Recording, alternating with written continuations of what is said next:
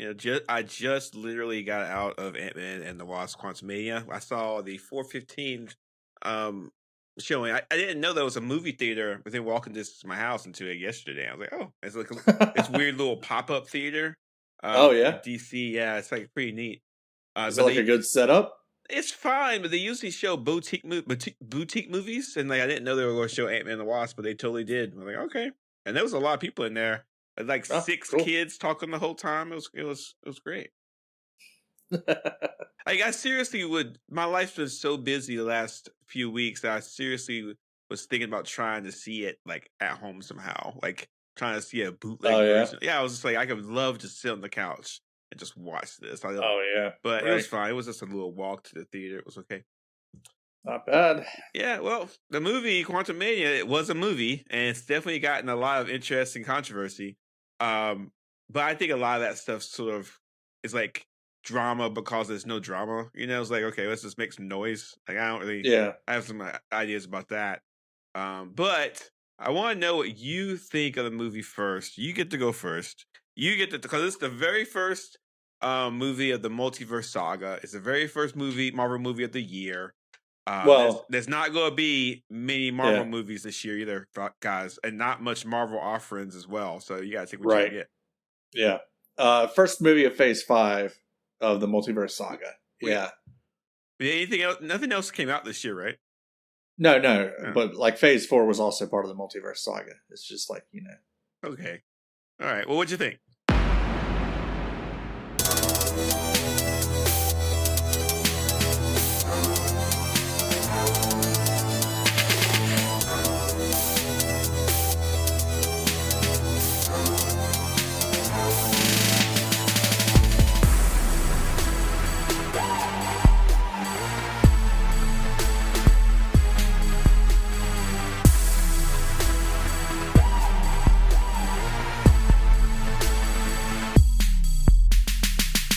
I really enjoyed it. I liked it a lot. It's not an A tier movie, but I had a lot of fun with it. What tier would you put it? Nothing was seriously wrong with it. Like there's no like I saw people complaining about the visual effects. I didn't see anything wrong with them. They seemed pretty good to me. I'm definitely more in line. I'm looking at the Rotten Tomatoes right now. It's the critic reviews is at 47% rotten, and the audience score is at 84%, which is pretty good. I'm definitely more in line with the audience on Rotten Tomatoes than the critics. How about you? I want to do a multi-phase review of this. I want to start with the actual story and how it's moving the MCU forward. Then I'm going to work on acting, and then I'll work on special effects. So let's talk about the story, so listeners can understand. So this movie's about it's about 2 years after Ant-Man and the Avengers saved everyone. So it's 2 years later. Scott's written a book, which is probably terrible, and his daughter is doing... You can't actually buy that book. It's in bookstores. You can? You can. Oh, God. I might get it. Yep. It'd be kind of funny to do. Can you buy it and read it? Yeah. It's a book. There's absolutely no way that's any good, right? Like, I mean, I don't know. I wonder who. If you buy it for me, I'll read it. But I'm not. I don't know. Anyway, so Casey, his daughter, his daughter spent 5 years without him, so now she's kind of committed to making the world better. She got arrested for a protest, which I think is great. Right. Hope and Scott are now officially a thing. I like this part about Hope. Hope is using the technology of her father to actually make the world better. Which I mean, imagine a world where we have streaming technology, all the things you could do. Yeah. So she was working on housing was one of the things she was working on. Yeah, imagine that kind of level of technology and how it could change the world. That would be super. I wish they had spent more time on that. And then you got Janet Van Dyne trying to live her life. She spent 30 years in the multiverse. I mean, in the quantum realm, and you got Quantum Realm. Hank Pym. Yep. But the movie started with an interesting setup where we see a flashback to where Janet's stuck in the quantum realm and she first meets Kang. And the whole story is about how she's kept secrets from her family. But Janet finally reveals how she helped Kang power up his ship because apparently Kang was exiled by the Council of Kangs. We'll get to that at some point today. And then Kang, of course, is a megalomaniac, crazy conqueror, and she stopped him from being able to leave. But he spent the rest of his time there building a massive empire. And then, of course, the gang gets sucked down in the quantum realm and has to deal with him. I'm not going to ruin it too much, just in case you haven't seen it yet. But it's it's not a paint. I don't want to say it's a paint by numbers story, but I do think they played it really safe. And you got to remember, this is a COVID movie. It was filmed, written, directed, and all done over COVID. So just if you look at Ant-Man and the Wasp: Quantumania, and you look at Wakanda Forever, those two movies, there's something going on where everything feels a little bit off. And I mean, just look at Marvel's.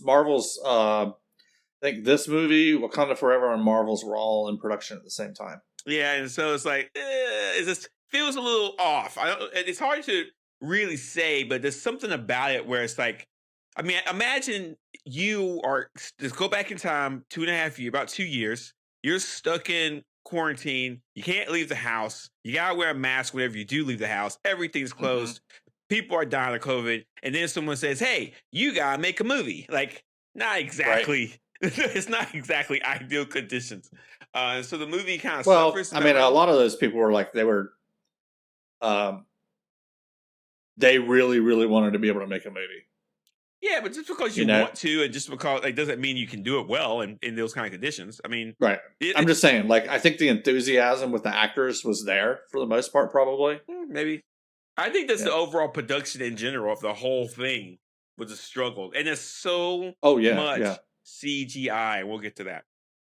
You couldn't have done this movie any other way, though. No, I'm not going to go there. I'll talk about that when I get to the production part. How else are you going to do the quantum realm without tons of CGI? We're not there yet, Mike. We'll get to it. All right. We'll get to it. All right.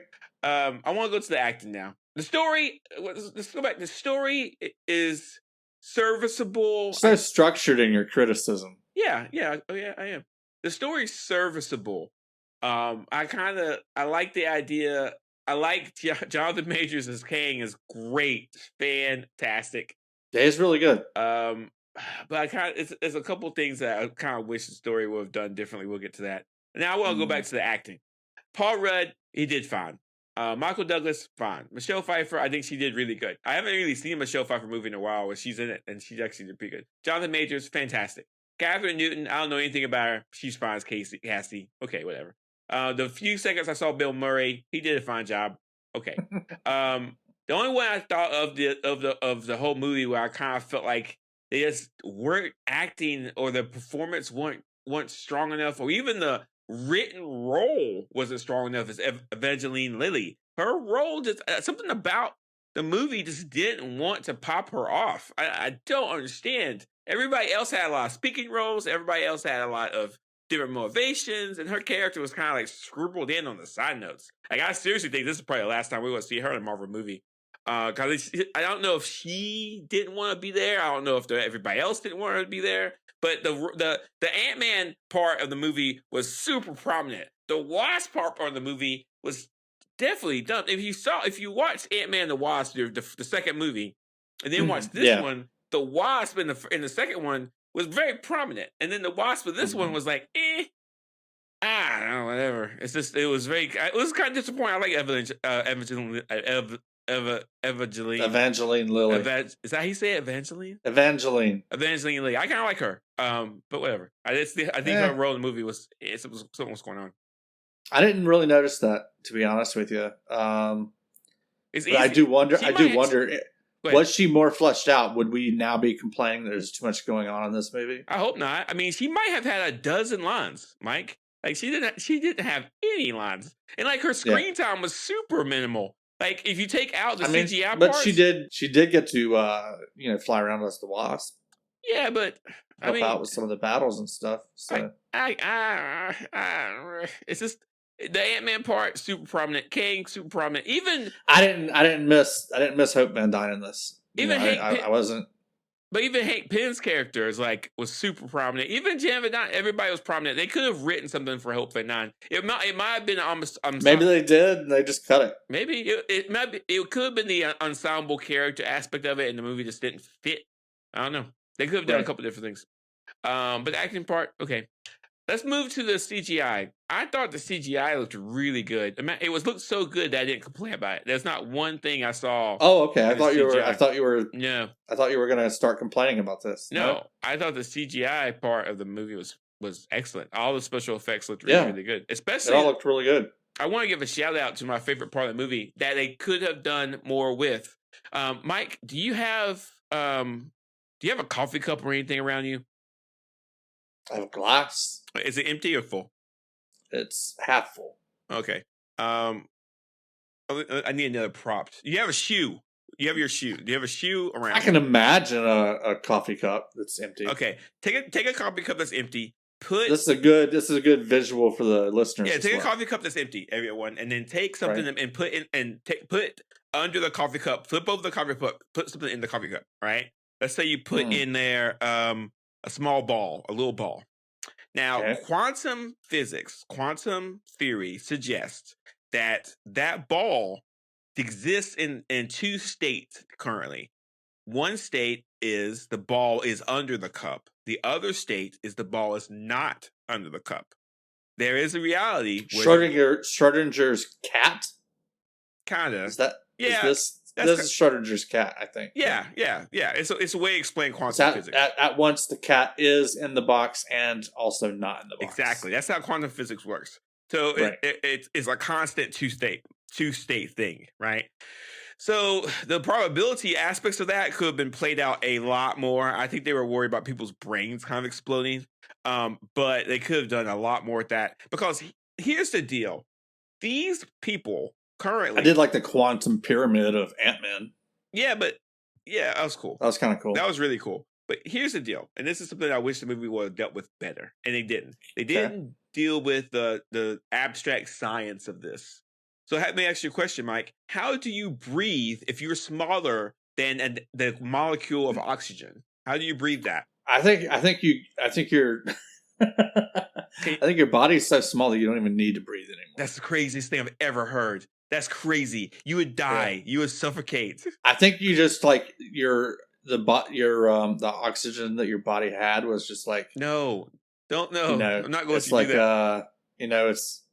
It's like that's enough. We don't need any more than that. Listeners understand that I don't deal with that stuff. Listeners understand that I do not do fan theory about that stuff. But Hank did say something cool in the movie. He said we should be dead. And I think what he actually said was physics shouldn't work the way they're working right now. And so I like that. And again, the Pym particles themselves were interesting because it's like these Pym particles are supposed to make you shrink to a certain extent, but these Pym particles were doing more. And for my avid comic book listeners, the Ant-Man in this movie seemed more like the Atom of DC Comics in this movie. The Atom dealt with subatomic molecule stuff, not Ant-Man. And so it's really interesting how they kind of fudged some of that stuff out.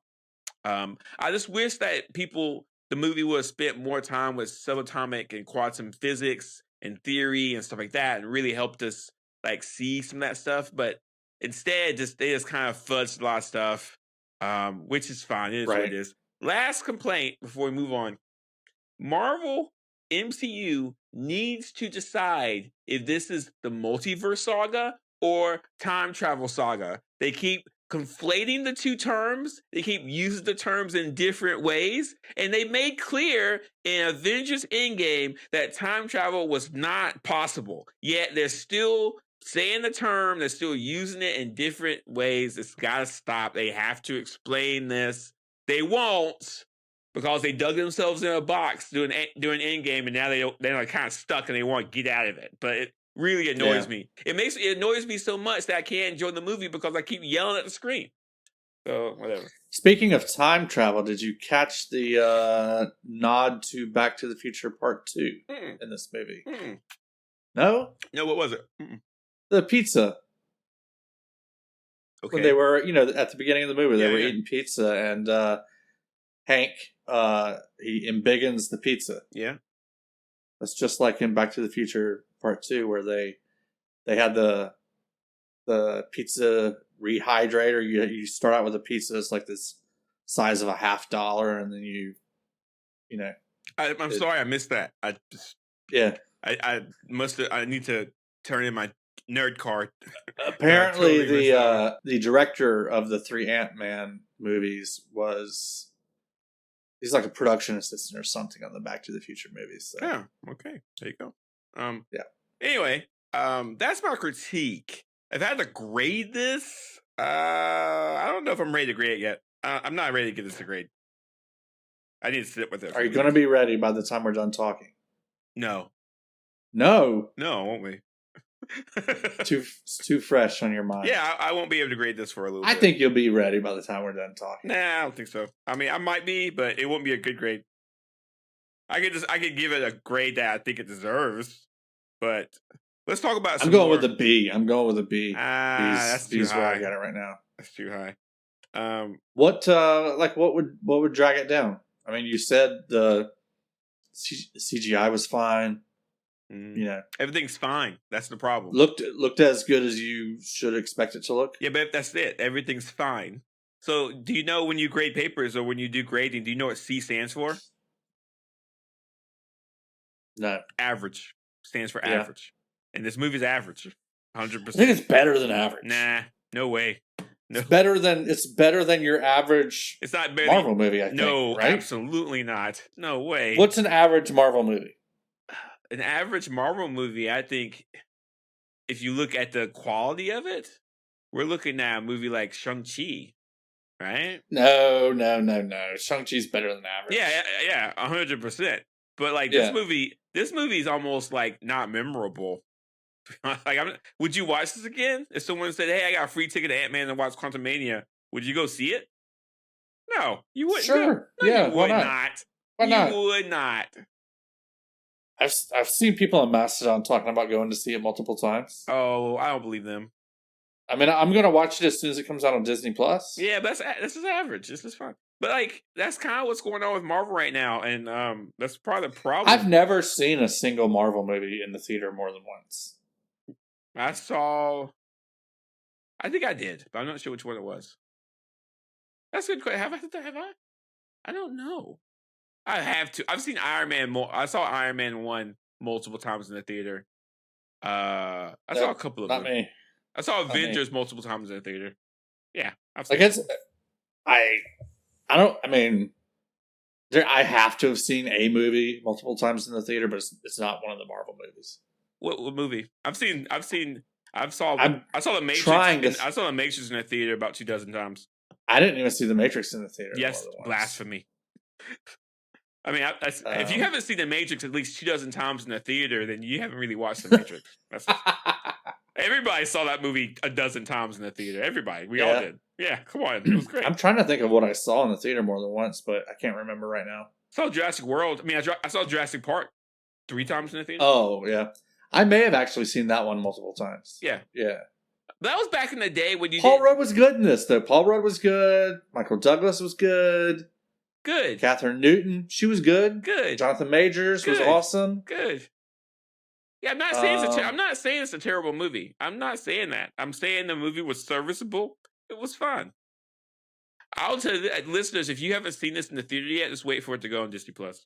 No, watch it in the theaters. You're not gonna miss anything. You have to watch Quantumania in the theaters. No, if the big screen is good for anything, it's good for a movie like this. There were some great. There were the graphical decisions they made with the skyboxes, with the aliens, with the technology. That was all very inspiring. You know what movie this reminded me of, Mike? What's that? Star Wars: A New Hope. Actually, Ready Player One. I didn't watch that at all. Oh. I read the book for like 3 seconds and I put it down. I actually bought the book. I was excited about reading it. I read 2 sentences and I threw it across the room. I was like the level of CGI in that movie kind of reminds me of the level of CGI in this one. Yeah, the CGI was great. I don't know who complains about CGI, and I think the decisions they made with the CGI, I felt was fine. I mean, you can't do this movie without loads and loads of CGI. Can we talk about that for a second? Yeah. You could. How? Practical effects. Such as? Well, they made Cleopatra without special effects, and that's one of the best movies ever made. I don't even know what you're talking about. Cleopatra, the movie. I still don't know what you're talking about. Have you ever seen it? I don't even know what you're talking about. There's a Cleopatra movie? There's a movie called Cleopatra that was made in the 50s. That's amazing. Why does it need like special effects? It didn't. Because they used practical effects, and it was awesome. Why are you bringing it up? Like, why? Because that movie was great, and they didn't have special effects. What kind of practical effects did they have to do on a Cleopatra movie? They built like the pyramids. They had these amazing rivers. They had thousands of people in that movie. It was amazing. Like Ben-Hur, they made that without special effects. It was amazing, right? None of those movies are in the quantum realm. Am I the only one who's seen a movie? If I've seen, am I the None of those movies are in the quantum realm. Okay. This is what I got something to say about this. Do you want to hear? They did apparently do a lot of image capture in Iceland for the visual effects of the quantum realm. That's interesting. Yeah, I have something to say. Are you ready? Okay. Yeah. Well, it's good that you're on a podcast. Are you ready for it? I'm ready. We as a people are burnt out of computer generated imagery. We're burnt out. Mm-hmm. We're tired of it. Yeah. And so we haven't seen. I still don't think you could have done this movie without it. I think that if someone said, "Hey Jarvis, I want you to direct Ant-Man and the Wasp: Quantumania. I want you to direct this movie," I would have spent weeks trying to figure out a way to do the special effects differently than anyone else has ever done, and this movie didn't do it. The filming movies now takes weeks, and the special effects takes the rest of the time, right? And like most times, like sometimes these actors don't even have to be on the same set. They don't have to be in the same studio to do these films anymore. And it's starting to show. The reviews on Rotten Tomatoes by the critics, they are worth discussing because the fans are going to see it and are fine. But movie critics, people who actually spend time watching movies, they're seeing the same thing I'm seeing, which is this is getting old. And it's getting old because we've been doing it for 20 years now. It's been 20 years. What's getting old? The use of special effects. It's not inspired anymore. It's not being used in a way that's pushing the art form forward. It's just kind of dull and fun. I mean, look, I want you to think about this. You remember the first scene of Ant-Man and Wasp: Quantumania when Michelle Pfeiffer walks out of her hut, and you remember that huge, amazing skybox of all the different colors? It was like a swirl. It looked like a Van Gogh painting. Did you see all that? Mm-hmm. Right? Yeah.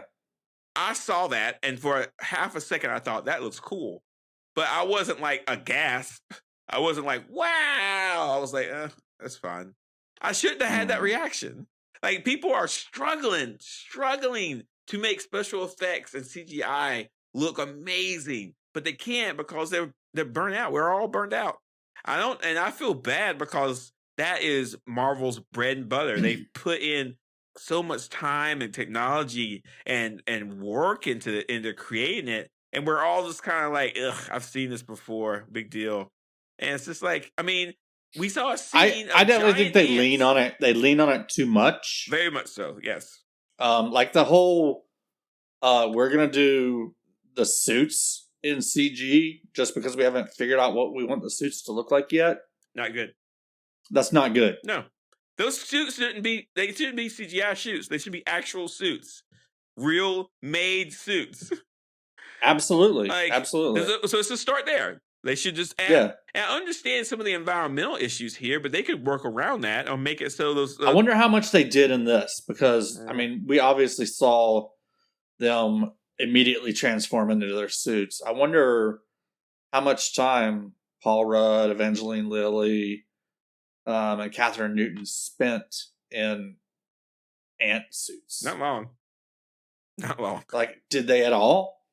I don't know. I doubt it. They might have just been in. Yeah. I don't know. Who knows? That's a really good question.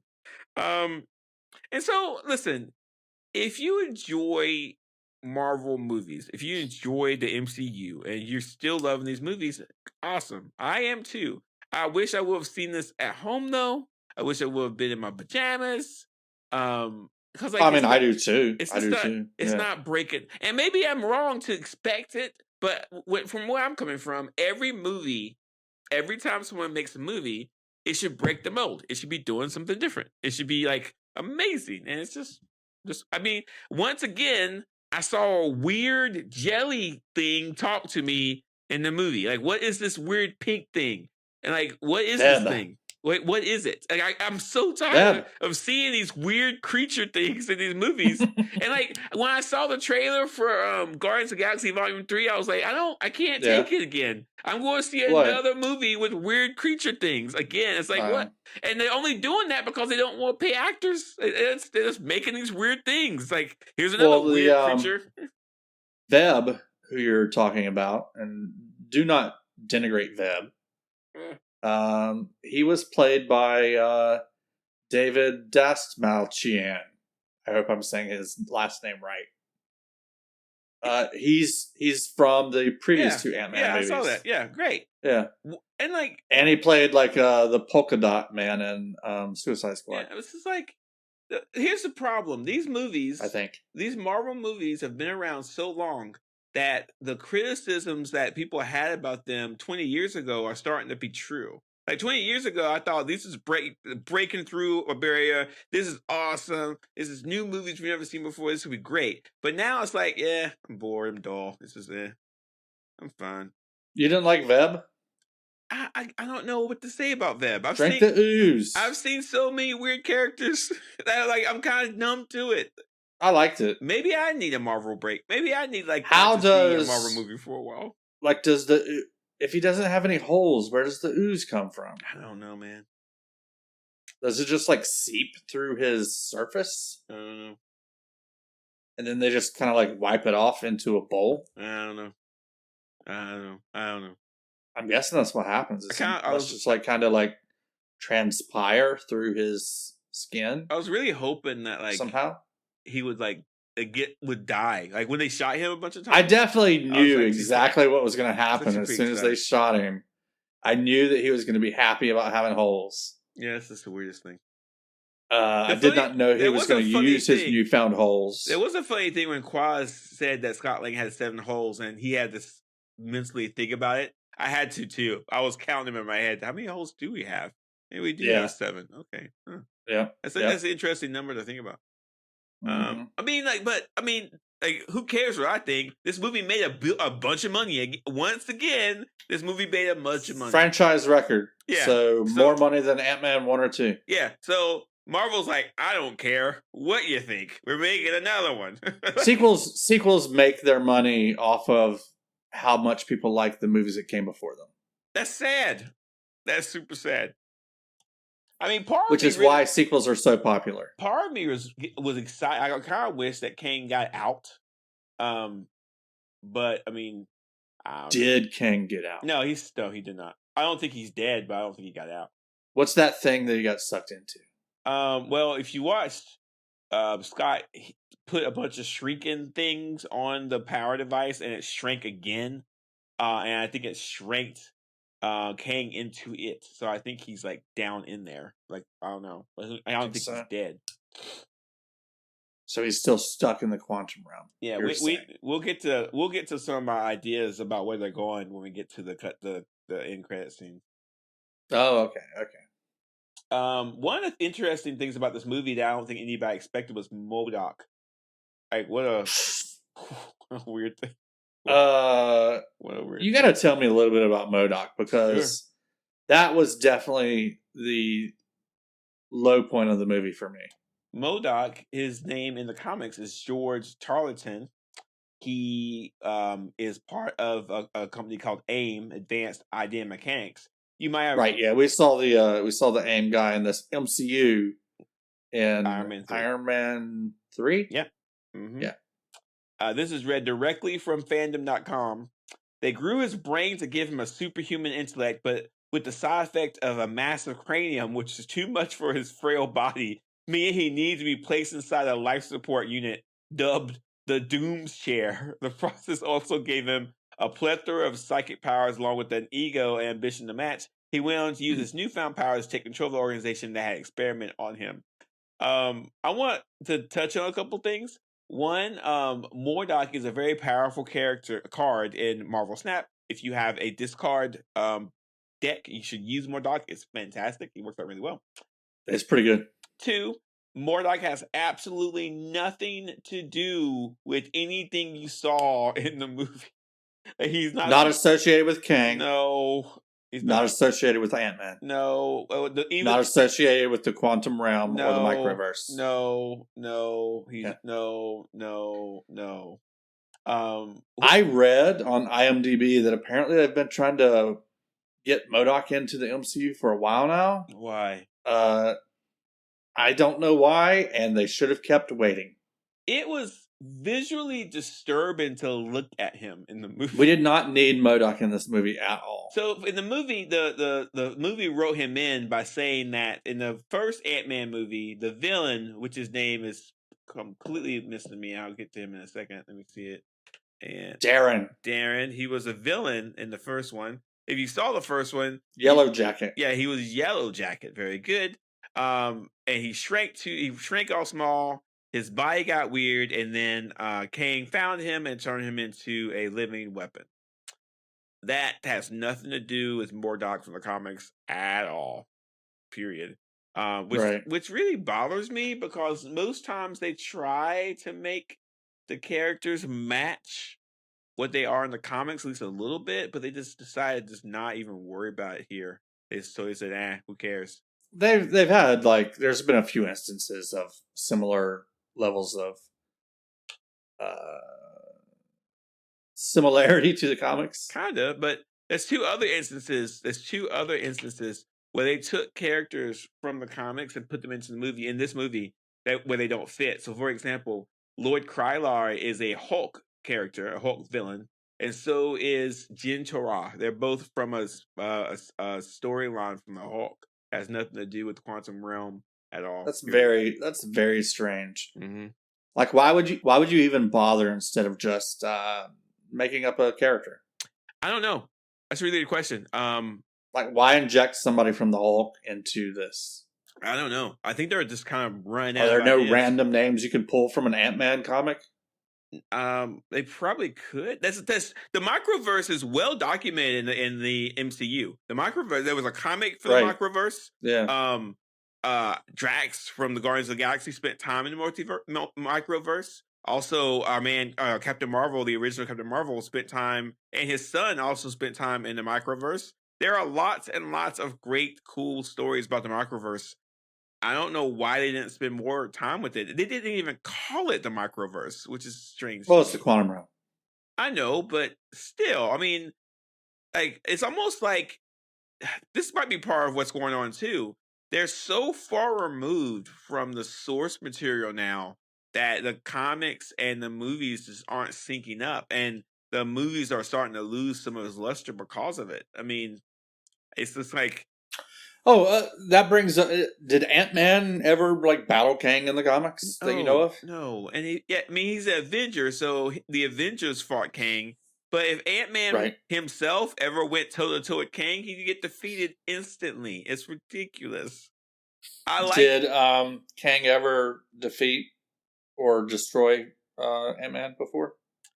I mean, the multiverse of the comics is multi-layered. There are instances where Kang just kills the entire Avengers in one goal. We've talked about that during the show, but there's never a time worth talking about now. I mean, I don't know. It's just I don't know. I think that might be some of the reasons why I have a little beef with this. The comics and the movies are starting to slowly push far away. We can talk a little more about this when we get to the end credit stuff too. The whole MODOK thing is just bizarre. It is bizarre. Wasn't good. Didn't look good. Didn't really need him. And the only redeeming thing I can think of is if MODOK gets the phrase or the statement, "It's never too late to no longer be a dick," to stick in the minds of some of the people that watch this, then it was all worth it. But otherwise, I don't know. It's got problems, but we'll see how it goes. I don't know. Yeah. we'll see how it works. I mean, the people went and saw the movie, so they don't seem to be bothered by it, right? You know, and maybe we're hopefully that moral sticks in their minds. What moral? It's never too late to not be a dick. It's true. I mean, I like that I mean, if we're talking about our society currently, there are a lot. I think that's a very there are a lot of dicks poignant and you can salient statement. Yeah, you can stop being that at any time. You know, so I actually enjoy that. Yeah, it's never too late. Yeah, it's very profound. Yeah, unless you're Kang, then it's too late. Are you ready for the? So, go ahead. You talked about Jentorra a little bit. You said she's from Hulk. Mm-hmm. Did you ever think that this was Michelle Rodriguez? That's who I thought it was at first. No, the actress. It didn't look like her at all. No. I'm kind of bad with picking out actors and stuff. It's a totally different. I thought she did a great job, and I like to see her in more movies and stuff. But she didn't belong here. She's not. I don't think we'll ever see her again. I mean, there's a team. She's in the quantum realm. There's a team in the Marvel Microverse called the Micronauts. It's an actual team that's in the Microverse saving people. Why didn't they pull the Micronauts and use all those characters? It makes no sense. Did any of the rebels that worked with Jentorra look like Micronauts? No, none of them. Even the what about that cool thing with the head that could like turn into a phaser? I looked that up. He's not from the comics at all. Nothing about him. Looks pretty cool though. Yeah, but again, like Veb isn't from the comics. They're just doing whatever they want now. And I'm not a big like plastic toy guy. Okay. But give me like a gummy like Veb that's kind of squishy but will stand on its own on my desk. That would be kind of cool. I don't want that. You could squeeze it like to relieve stress. I don't want to relieve stress. Keep it bottled up. Yeah, that's right. Let's have a heart attack like a grown man's supposed to have. That's how it's supposed to work. Okay. What about Quaz or Quaz? No. You know, I looked him up on MCU stuff, and this Dr. Sinister came back for some weird reason. I'm not sure why. That's weird. Yeah, he's not Dr. Sinister. He's from The Good Place. What's that? The actor. The TV show The Good Place. I recognize him. Yeah. Anyway, lots of missed opportunities here for synergy between the comics and the movies. And I'm worried that we're getting a little lazy, MCU guys. We're getting a little lazy, script writers. Hey, though, you were thinking some people weren't going to come back. Everybody came back. Yeah, and I didn't expect that. Their contracts didn't get renewed. So I guess, I don't know. They didn't. But they're done with those long-term contracts. Yeah, we're not. I doubt we'll. I don't know. I'm like Marvel. Like as a practice, they say they're not really going to try to do those long-term contracts anymore. Yeah, what's going on with them right now? It's just weird. Are you ready to do the post-credit scene stuff? I'm ready. All right. What happened in the post-credit scene? What happened? You tell me. We see. You need to tell this. Why? One. Why? Because you've got all the knowledge about. I'm just going to be like babbling about people I don't even know who they are. Okay. Let's see. Where am I? We see. I'll be like, there's 3 different Kangs. I don't know who they are. We see Ramatut walking into the scene, and he's like, "Hey, Kang's dead." Blah blah blah. And then we see another person who most people believe is the Scarlet Centurion, even though this character had no red on him whatsoever. But no red. They still think he might be the Scarlet Centurion, which is okay. And then we see the Blue Centurion. Yeah, he might. Yeah, and another guy shows up, and he might be a Mortis. We don't know. The only person we absolutely know is there is Ramatut. We know that for sure. And then Mortis is the weirdest looking of the 3. He might be a Mortis. I'm going to suggest he could be. He looks older than the other 2. Yeah, he could be. And then he says, "Hey, the reason why Kang dies is because the Avengers or they touched the multiverse, and so now the Kang characters, all those 3 guys, know that the Avengers have been messing with the multiverse. They've already done this a couple times, right? And so now he's like, this needs to stop. before it goes too far. And then one of them says, "How many did you call?" And he says, "I called all of them." And we see the Council of Kang. So, hey, people who listen to our podcast that talked about Kang, now's the payoff, because that was the perfect scene was of Council of Kang. You can't really make it better. Jonathan Majors must have had to do so much work. But knowing how CGI works kind of now, straight off of the off the page, right? Yeah, it was really good. And knowing how CGI now, it could have CGI his face all over, but it was a lot of different Kangs. Here's a couple problems, Mike. Are you ready? Yeah. Mm-hmm. Ramatut is supposed to, I gotta explain this. When I first thought they were doing Kang in the shows and the movies, I thought what they were going to try to do was have one central Kang, and then he had to deal with his separate time selves. So Kang there would be Prime. Ramatut that would at some point turn to Kang. There was the Scarlet Centurion who would at some point turn to Kang, and then there was Kang who would at some point turn to Immortus. But what we're seeing is every version of Kang on the screen at the same time. I'm not really sure what their plan is or how it's going to work. So the what's it called? Council of Kang. Council of Kang.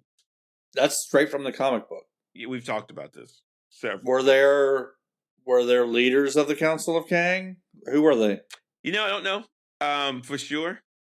Okay. But if you go back to our so it wasn't Immortus, Ramatut. There was an instance where there were 3 Kangs that acted as leaders, so like as a group of people.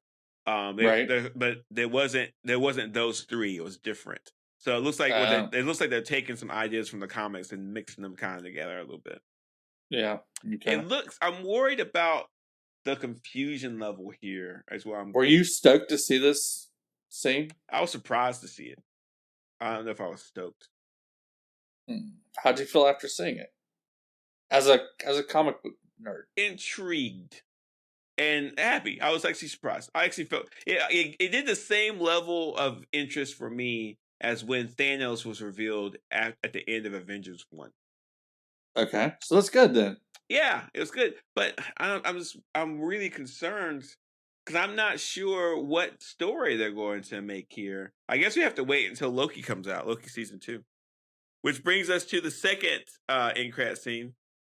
We see our boy Loki and Morbius sitting in a crowd in the 1920s, and there's Kang again, a different version of Kang. Victor Timely kind of talking about some stuff, and Loki's a little worried, and it's a nice little preview for Loki. Do we know when that's coming out? This year? Yeah, we don't know when. So I'm looking forward to Loki. That'd be good. That'd be good to see. Well, that's it. So a lot to build on. I like the house. So that one's really just a teaser for the Loki season 2. And I like the interconnectedness. I like how we have a central villain and stuff's getting popped off. I like all that. Victor Timely's from the comics. Yeah. Mm-hmm. Yeah. Does he weave into anything that you should know about? He's Kang. That's pretty much all I know, really. Okay. It's interesting. Victor Timely does kind of do some connections to Doctor Doom. I don't know. We'll see. More connections to Doctor Doom. Interesting. Kinda. But we've already talked about this. How Kang thought he was a descendant of Doom, and how he mimicked his suit based off Doom's. So we already talked about that. But I don't know. When Kang in this movie was first talking about being banished to the quantum realm, I was thinking it was the Fantastic Four that did it. I would have loved that. That would have been awesome. Not the case. So Council of Kang instead. Yeah, we'll have to see. I mean, I'll probably watch this again when it comes on to Disney Plus. I definitely want to see what they're going to do. But the biggest problem is like there's some delays in production for some stuff. So we'll just have to. I don't know. The MCU boat is slowing down, which is inevitable. So you and I knew going into this that this was going to kind of blow the doors off of the Multiverse Saga and lead into everything else that's going to happen. But I also kind of expected it to tie into some things from Phase 4, and I didn't really see that. Did you pick up on anything that I missed? Absolutely not. This is definitely siloed. You can watch this movie and not have seen any shows or watched any movies from Phase 4. Yeah. Okay.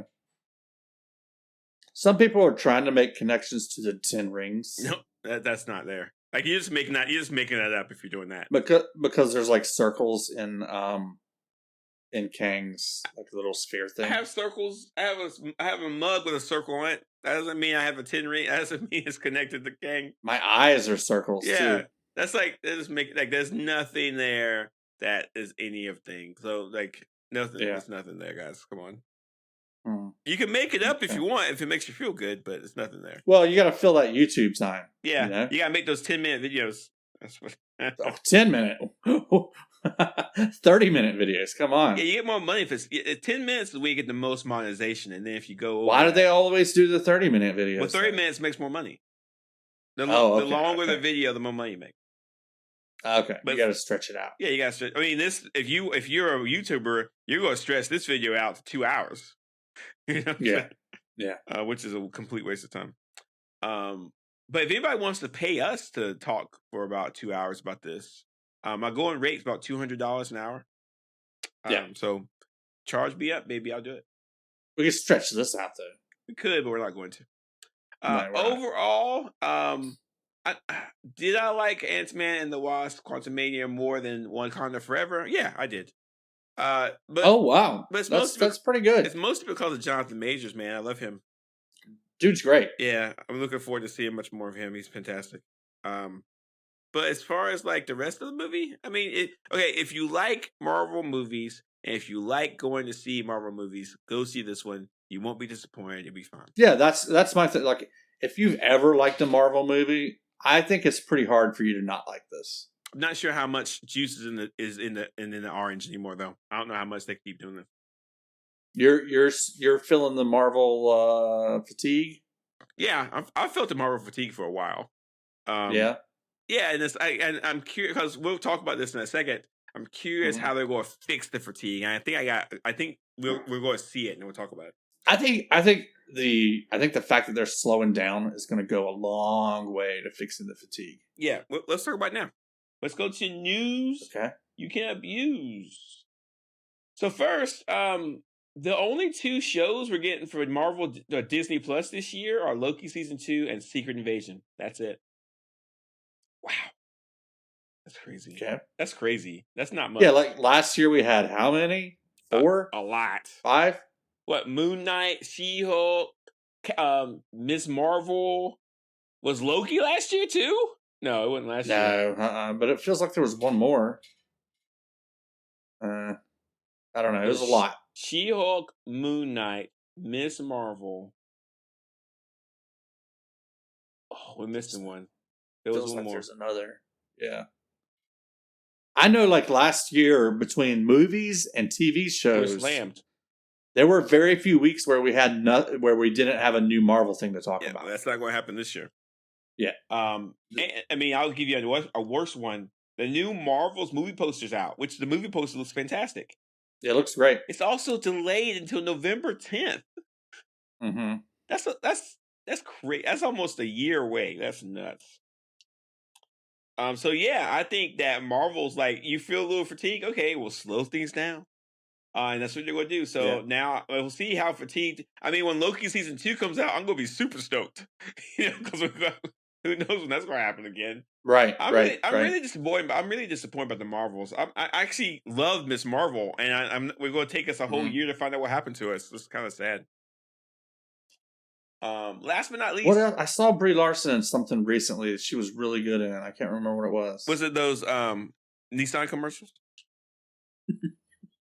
No. Last but not least, Mike, critics hated this movie. This movie. Why? I don't know why they hated it, but so I want to get to IMDb. I mean, Rotten Tomatoes. Rotten Tomatoes.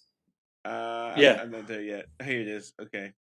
All right. 47% tomato meter from the critics. Woo! Woohoo! I want to read a couple Here, I'm going to read the critics' consensus from Rotten read Tomatoes. Read that.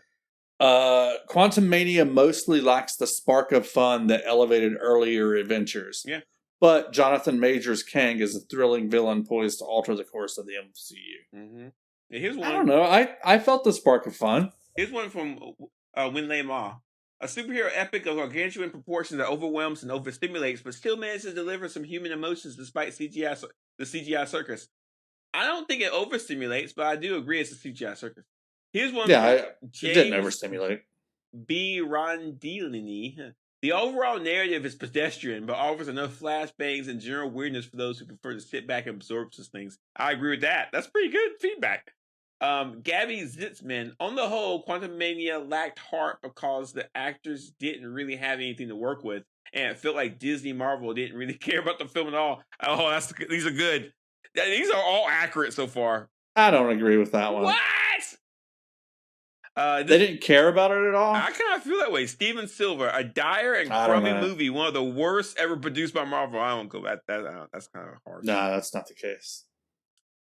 Yeah, this one from Randy Jones. That's what I like about these Marvel movies. I get older and they stay the same.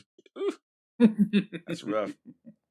Adam Olinger. There's a universe out there where Ant-Man and the Wasp: Quantumania is a good movie. It ain't this one. Wow, oof, that's brutal.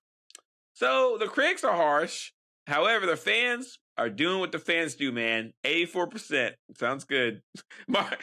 Here's what happened at a Marvel executive meeting. Somebody at Marvel's like, okay, how do we do? What's the critics say? They didn't like it. What's the fans say? They loved it. Okay, who cares? Next. Right. Because fans pay the money. That is what matters. Yes, fans pay the money and fans go see the movie. So Marvel doesn't care what the critics say.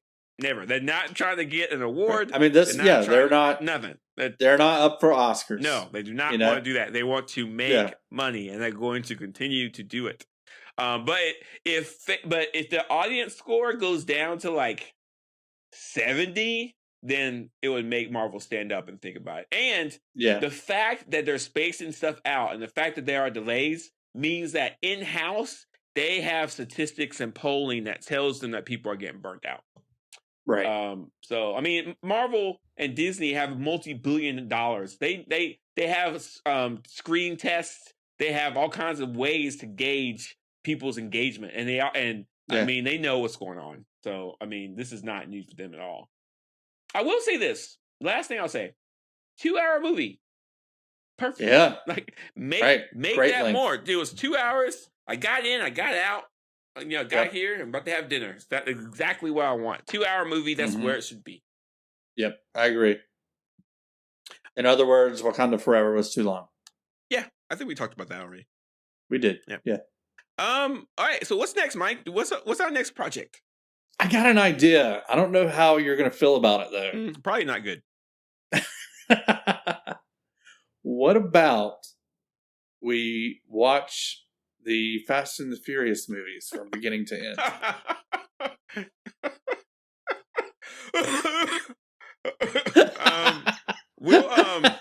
We'll talk about this offline and have a rich and engaging, it sounds like mature discussion. You are on the edge of your seat. I'm on the edge. Really looking forward to doing this. On the edge. I haven't. What's your idea? I thought that we could find all the plot holes from the MCU movies and talk about what plot holes need to be filled. That might be something we can work with. I don't know. We'll figure it out. We'll figure out what our next show is, guys. We'll figure it out. Because we know that you guys not only want to listen to us, but also want to share us with your friends and family. Right, Mike? That's right. They do. And how could they do that? Hit the share button right now. That's how they can do it. Just do that. Doesn't take much time. Nope. How much time does that take? Like a half a second. Yeah. Yep. And then type in some names. Yeah. And 10 seconds and you're done. Yeah. 10 seconds max. And we are very approachable on Mastodon right now, guys. So if you're on Mastodon, Mastodon is growing very quickly. Right now, they're getting about 2,000 new users an hour. So they're really cooking. So if you're on Mastodon, Look us up. We have Superside Show on Mastodon. Mike has a Mastodon account. I have a Mastodon account. I'm on the social servers. So look us up and ask us some questions. Maybe we'll have a little Q&A or something at some point, so you guys can. I might put a poll on there for, hey, should we watch the Fast and the Furious movies or talk about plot holes? Okay, we could do. Okay. Have you seen the trailer for the Fast X movie, Fast 10? Yeah, I saw the trailer. It looks pretty good. It makes me want to die just thinking about doing it. Like, it makes me want to like take a Ferrari and drive it off a cliff. To be honest with you, would your wife be into this? No, is this something you? She might divorce me. To be honest with you, if I tried to do that, she'd be like, "I've reached my limit with you." She really would. I don't think that's a joke. She's not into that. And plus, I have a lot going on. But Destiny 2 updates next week, so I don't have a lot of free time. Oh yeah, yeah. That's next week. That's next week. Mm-hmm. I wonder if anybody would be interested in hearing us talk about that. I don't think so. I don't have much to say about it. I have lots to say about it, but this is like, I don't know. We'll figure it out. We'll figure out our identity. Yeah. There's lots for us to talk about. There's lots for us to do. There's loads of things to talk about. Loads. Anyway, guys, thank you so much for listening to us. That was Ant-Man and the Wasp: Quantumania. You go to the theater and enjoy it yourself. Don't listen to us. Go to the theater and enjoy it yourself. Yeah, and then, go to the theater and enjoy it. Don't let critics ruin what you think about something. You do it yourself. That's what I say. Right. All right. Yeah. See you guys next time.